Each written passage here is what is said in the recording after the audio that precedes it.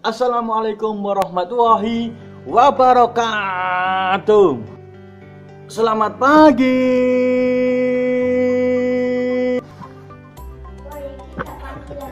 Oh iya, siang. Dikoreksi sama anak saya. Katanya sekarang sudah siang, nggak pagi. Selamat siang putra-putri Indonesia, pemuda-pemudi Indonesia. Bapak nonton videonya dewe jijik enak jebul.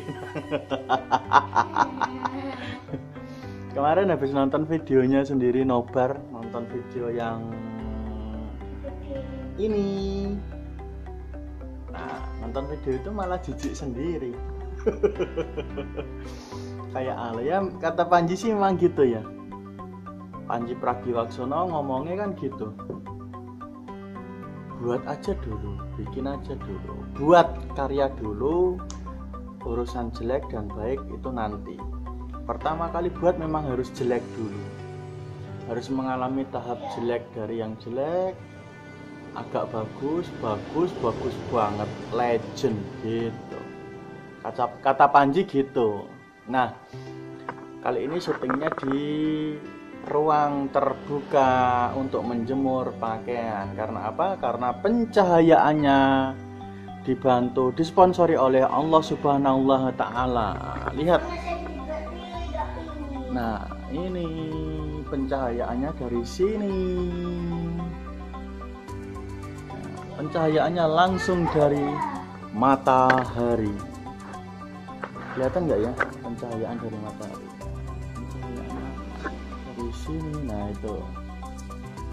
itu pencahayaan kita untuk siang hari ini, sehingga tidak perlu pakai lampu neon, tidak perlu pakai lampu emergensi lagi. Langsung tag pakai handphone langsung dengan keterbatasan alat, masih tetap one day one videos gitu ya, one day one videos. Nanti nggak perlu diedit lah, kalau diedit lagi nanti jadi suaranya aneh seperti kemarin. Suaranya jadi aneh, terus resolusi videonya jadi menurun, jadi jelek. Jadi ya di sela-sela kesibukan siang hari ini disempatkan untuk membuat satu konten opini tentang kali ini tentang seleksi alam. Bukan seleksi alam ya, tentang seleksi itu adalah pemilihan. Bi pudut itu bi pokok chips ini itu bahas ini. Nah,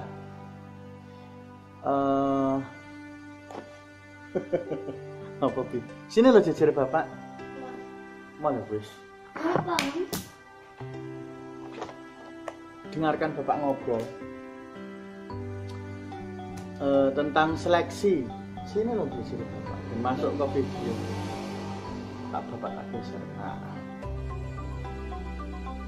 kamu nggak masuk ke video tentang seleksi, nggak usah ganggu, boleh masuk video tapi jangan ganggu bapak lagi ngomong ya.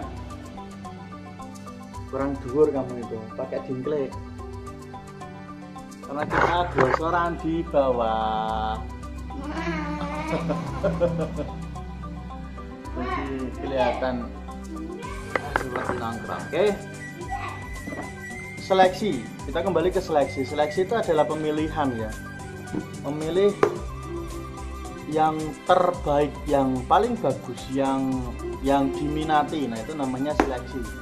Sama halnya seleksi penerimaan siswa baru, seleksi penerimaan mahasiswa baru, dan seleksi-seleksi yang lain. Sistemnya sama, dipilih yang sesuai dengan kriteria yang terbaik menurut si pemilih atau si penyeleksi. Kalau di SPMB atau seleksi penerimaan mahasiswa baru itu ya sesuai dengan kriteria kampus yang menyelenggarakan SPMB. Begitu juga dengan sekolahan.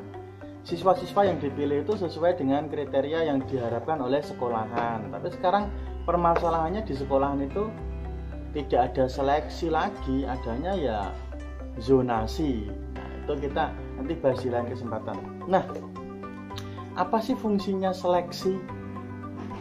Seleksi dalam kehidupan kita, kehidupan sehari-hari itu nggak bisa dipisahkan, tidak mungkin bisa dipisahkan. Kita setiap hari melakukan seleksi, setiap hari. Contoh, kita mau misalkan saya sendiri itu kalau belanja itu menyeleksi belanjaan yang harganya lebih murah daripada tempat lain. Jadi setelah diseleksi itu akan menjadi langganan. Beli beras gitu, beras di tempat si A harganya 10.500, di tempat si B 10.300, ya kita belinya di tempat si B dan akhirnya jadi langganan. Nah, seperti halnya berteman itu juga butuh seleksi. Mencari kawan, mencari sahabat, mencari teman itu juga butuh seleksi. Seperti kalian masuk ke sekolah, ini khususnya anak sekolah ya, khususnya anak sekolah SMA, SMP atau SD, pertama kali kalian masuk sekolah, kalian itu kan kumpulkan dalam satu kelas. Nah, ini misalkan kelas nih, kelas SMP lah ya, karena kelasnya banyak. Kalau SD kan cuma satu kelas. Nah, dikumpulkan dalam satu kelas ini, misalkan satu kelasnya 30 siswa.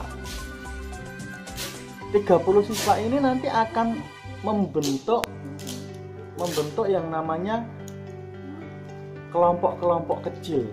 Nah, tadinya kan gini nih, 30 siswa misalkan, 30 siswa selama satu semester mereka masih belum kerasa. Karena apa? Karena 30 siswa ini masih jaim atau jaga image.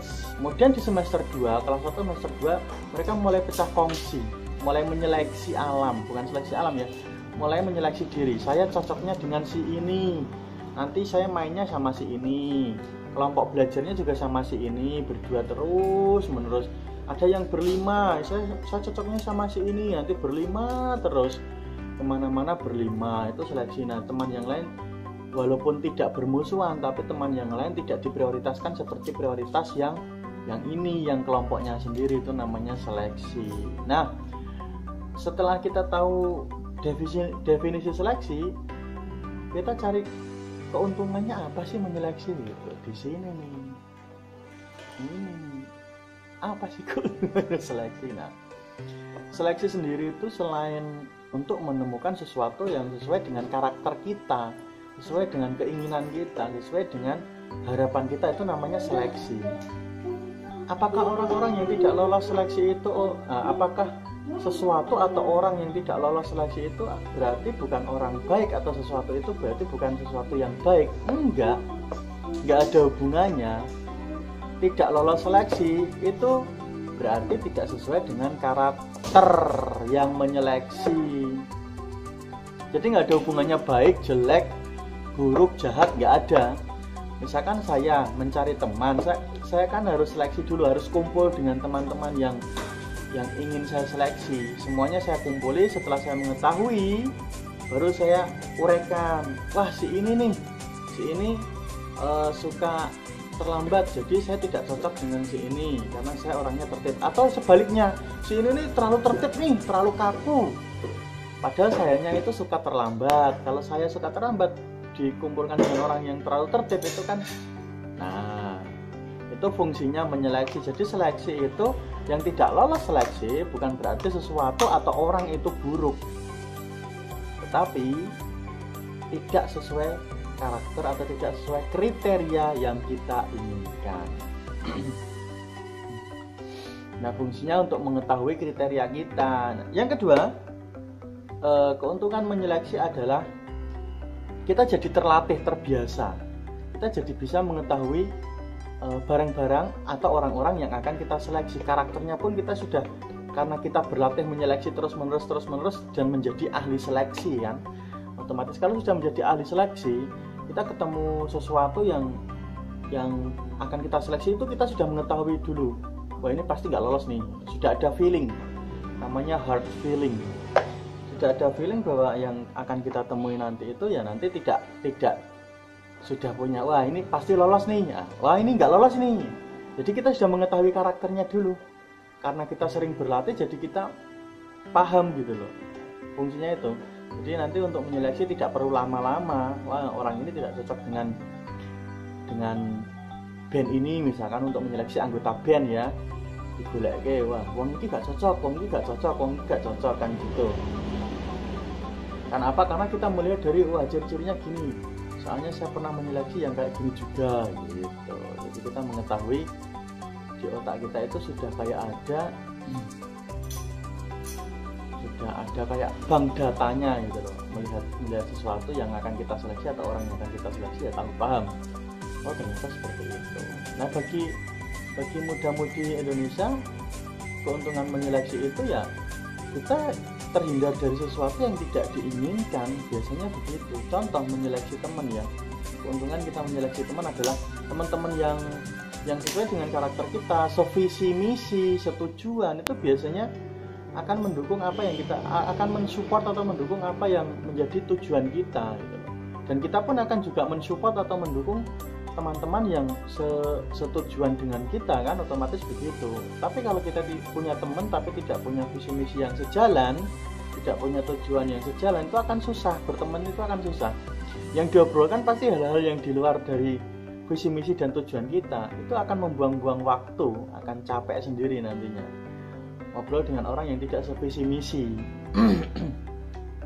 Bedanya kalau kita ngobrol dengan orang yang sevisi misi itu kita bisa menentukan strategi kedepannya, kita mau ngapain, terus kita mau bagaimana, kalau ada kesulitan cara menyelesaikan masalahnya bagaimana. Kalau kita ngobrol dengan orang yang sevisi misi kan bisa memberi masukan, tapi kalau kita ngobrol dengan orang yang tidak sevisi misi dengan kita ya susah.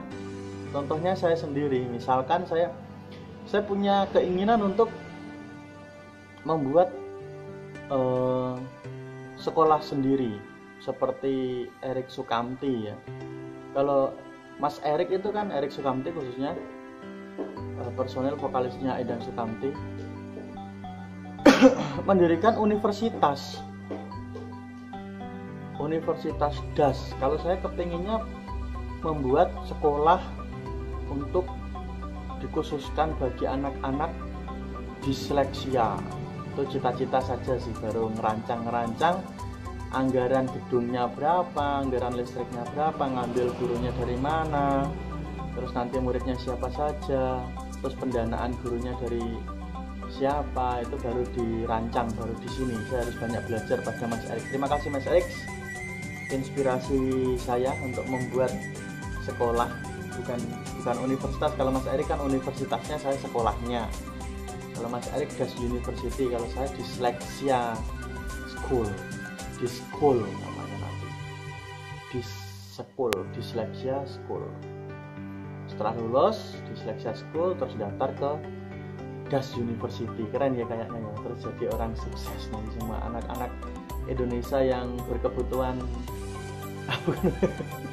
anak-anak Indonesia yang disleksia seperti saya itu orang yang terjangkit disleksia. Sama Mas Erik juga disleksia katanya ya. Einstein juga disleksia, Albert Einstein. Deddy Corbuzier Master of Mentalist juga disleksia. Putranya Aska pernah juara lomba ya di sekolahannya, itu juga disleksia. Jadi anak-anak disleksia itu anak-anak yang punya keunggulan. Saya juga belum menemukan apa keunggulan saya, tapi saya pasti punya nanti, saya akan cari. Nah, cukup sekian untuk hari ini karena saya harus melanjutkan bekerja lagi. Saya sempatkan untuk membuat video ini pulang ke rumah mengantar anak saya karena saya harus bekerja nanti jam 1, sekarang setengah 1. Persiapan itu anak saya. Ini juga penderita disleksia, masih belum bisa baca, kelas 2 MI. Saya sempatkan untuk pulang ke rumah, mengantarkan dia mandi, sholat berjamaah karena anak saya itu belum bisa sholat sendiri, guyang-guyu nanti kandani, bacaannya hafal tapi belum bisa sholat sendiri. Entah kenapa ya, anak disleksia itu suka ketukar-tukar gitu, habis Allahu Akbar itu langsung sujud baru rukuk, berdiri terus rukuk. Jadi sholatnya masih bertukar-tukar, membaca juga masih belum lancar. Tapi doa hafalan doanya sudah hafal. Doakan anak saya semoga menjadi anak yang soleh, anak yang pinter, berguna bagi nusa bangsa dan agama, dijauhkan dari kemaksiatan dan kezaliman, serta perzinahan, pinter moco, pinter golek duit, nyenengke wong tua, berguna bagi nusa bangsa dan agama. Sudah tadi ya, amin. Ya minimal jadi duta besar lah, cita-cita dan harapan ibunya pengen jadi duta besar, dan nanti jadi duta besar di Arab Saudi, mau pengennya ditempatkan di Mekah atau di Medina gitu. Mendung, pencahayaannya jadi berkurang karena mendung. Oke, saya akhiri video ini. Billahi taufiq wal hidayah. Wassalamualaikum warahmatullahi wabarakatuh.